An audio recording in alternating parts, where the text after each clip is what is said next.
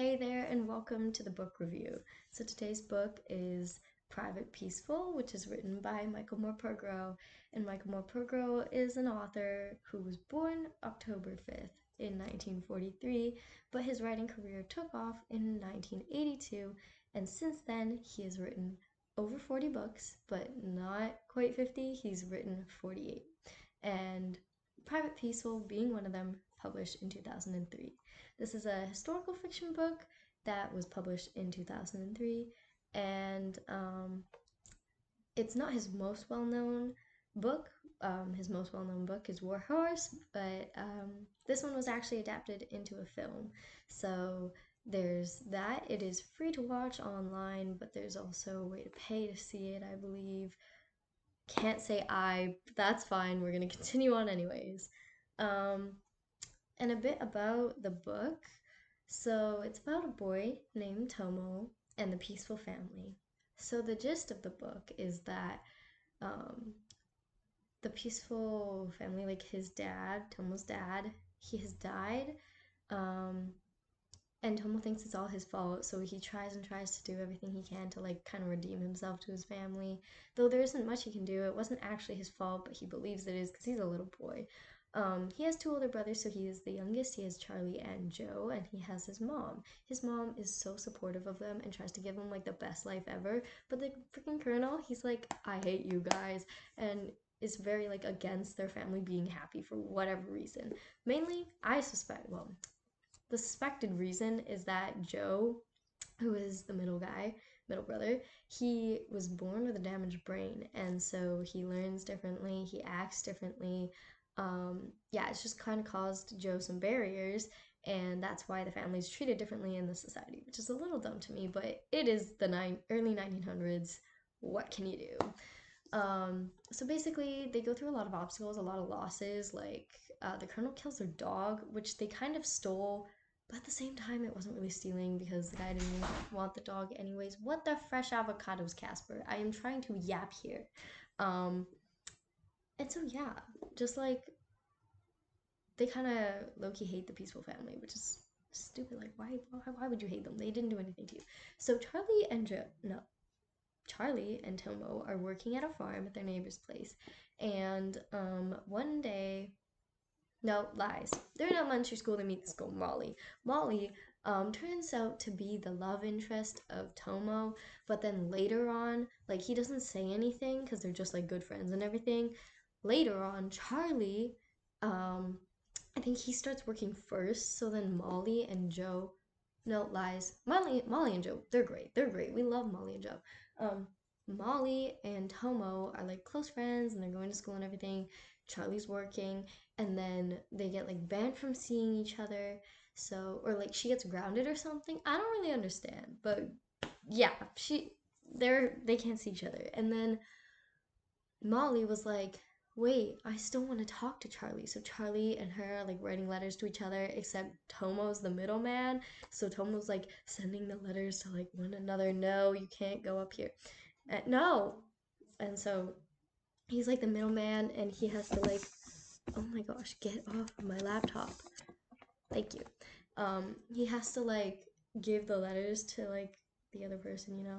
And then later on at church one day, out of nowhere, Molly's parents just go, I know what you guys have done. It's like, what are you talking about, woman? But then everybody here realizes, oh, they've read the letters. And Molly's mom just goes at it. She's like, I've read all the letters. You cannot see her. I'm banning you guys from seeing each other. You guys, da da da da da. No. So then it's like, okay, woman, you're a little crazy. They can't be friends now. She's like, you are such an irresponsible thief. I'm not letting my daughter date a thief.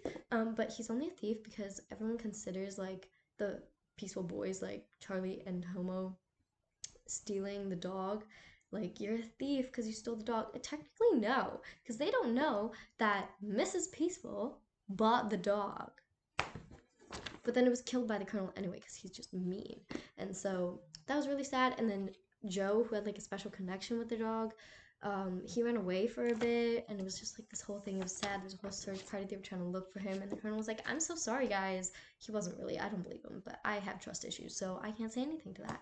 And then we find out like a few days later, a few weeks, time has passed, okay? And then Molly shows up again at their house one day, and it's like, weren't you guys banned from seeing each other? Pause. Why are you at her house? And then like Miss Peaceful, she goes like, Molly's gonna live with us for a little bit because her parents kicked her out, and it's like, what the freak? Why did her parents kick her out? This is stupid. Her parents are pissing me off. That kind of gist, right? And then we find out that Molly's pregnant with Charlie's child, which sets Tomo off, and he's like pissed. I mean, understandably so. I mean, like, if someone like that you liked and your brother stole her, like, wouldn't you be kind of mad if she got pregnant? I'd be a little pissed if my sister got with the guy that I liked and then they were having a kid. I'd be a little pissed, you know? A little pissed. I'd probably not talk to them for a while, but you know what I mean? I still love the kid, but that's just me. Um, Long and short, after that, because matters couldn't get any worse, the colonel comes up and is like, your boys better sign up to be in the war because the war's coming over here and we need people to fight. So your boys better fight. And if not, I'm going to take away your money. I'm going to take away your house. You will not be allowed to be here anymore.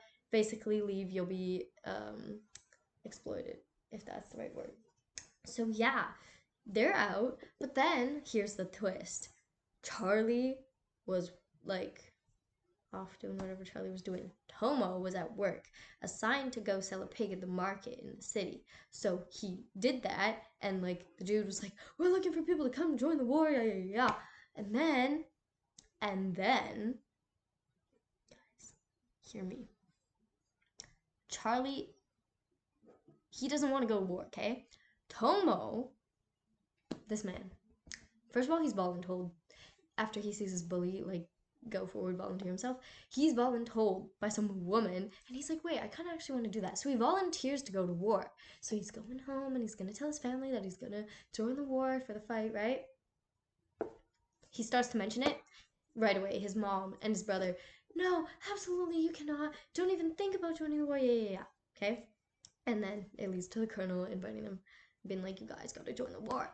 So at the middle of the book, we're only at the middle of the book, guys, and basically they just go to war, they go to training, and then they're in the trenches, and then like a whole bunch of things happen, and they meet all these guys, and Tomo's like, oh my gosh, I just saw he's just like, I just saw like this guy die in front of me, like what the heck? And then like he's talking about how he's shooting the gun for the first time and how they have to go into no man's land, how they cross and they're in these empty trenches because the Germans, I think, deserted their trenches, and they're like, what the heck? Where'd they go? Where they at? So they fell back. They went back to their base, and then Charlie wasn't there. And they were like, oh my gosh, what happened to Charlie? But because Tom was kind of mad at Charlie, he was like, you know what? Like, it's okay.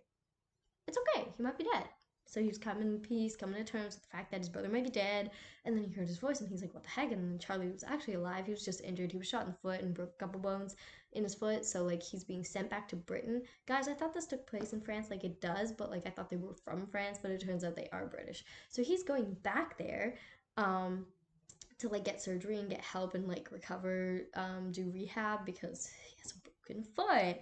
And Tomo, he was like, wait, I don't want you to leave though because this is like our thing. And so he was like, pause, man, you can't leave me here to die at the war. Like, we either do this or we don't. And so he was like, kind of opposed to Charlie going back home for care. And I was like, okay, I get that because, like, you're in the war together. But at the same time, man, you need to understand that, like, sometimes you gotta just muscle through it and understand these things. And of course, you're in a war. You don't wanna come to terms with that. Like, you're gonna be left alone by the person you love and are closest to. Like, isn't that a little uncomfy? And then Charlie's whole thing is that like I want to go home and be a dad, and Tom was like obviously kind of pissed because it's the girl he likes, and it's like this whole thing, bit of brother drama, but also brotherly love because he's like, wait, you need to go get better, so you should go back, and he like kind of comes to terms with that. Um, yeah,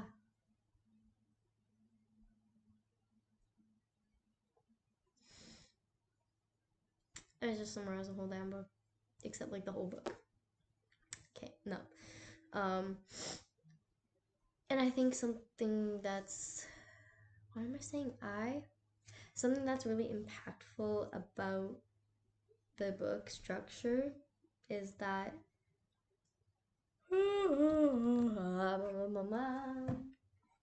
it's written in first person.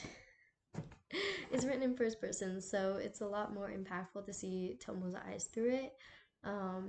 What? So the reader can see through Tomo's eyes and imagine this actual experience. I mean, it's not a real one, but it's real enough to understand how war can affect someone so much without actually being firsthand in it. It tells about the life that you live as a citizen during the war, but also as a fighter. And there's a big difference between what you see, what you feel, what you experience in both sides, and that's what you get from this perspective of Tomo. And I think um, it's really underrated to talk about what it's either like fighting at the front or living behind it. Um, but seeing those two different factors, those two different, completely different fronts of life, and it's extremely impactful to understand the struggles of people who are on the front lines, fighting for your country, fighting for freedom, for your life, uh, for justice, even, you know, and it really just teaches you to value who's in your life, because right away Tomo can be like, hey, almost lost my brother, I've lost my dad, we've lost our dog, things are being taken from us, you cannot take it for granted, you have to value what you have. It is a simple life lesson, and you don't let go of that.